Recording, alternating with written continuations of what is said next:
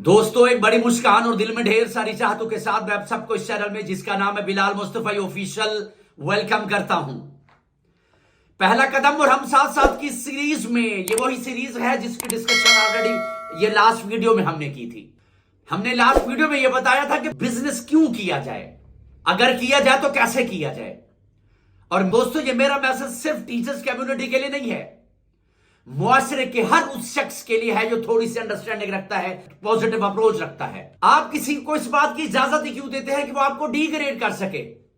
कोई आपसे मोहब्बत नहीं करता, ये उसकी मर्जी है, मगर किसी को हरगिज़ ये अख्तियार हासिल नहीं कि वो आपका एहतराम ना करे या इज्जत ना करे।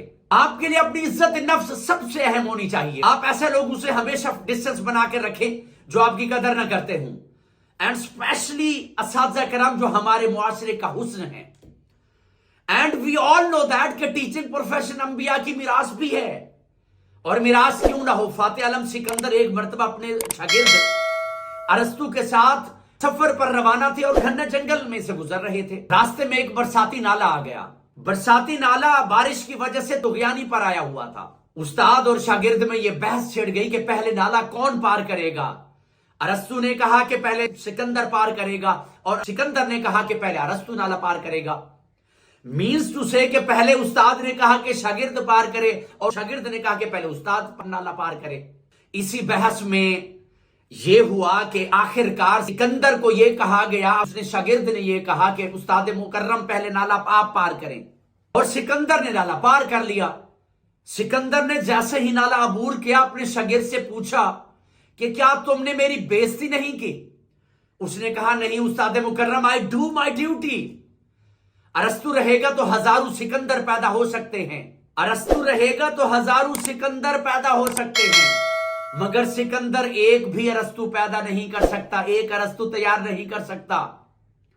लेकिन आजकल के इस डिजिटल दौर में ना कोई अरस्तु है ना कोई सिकंदर।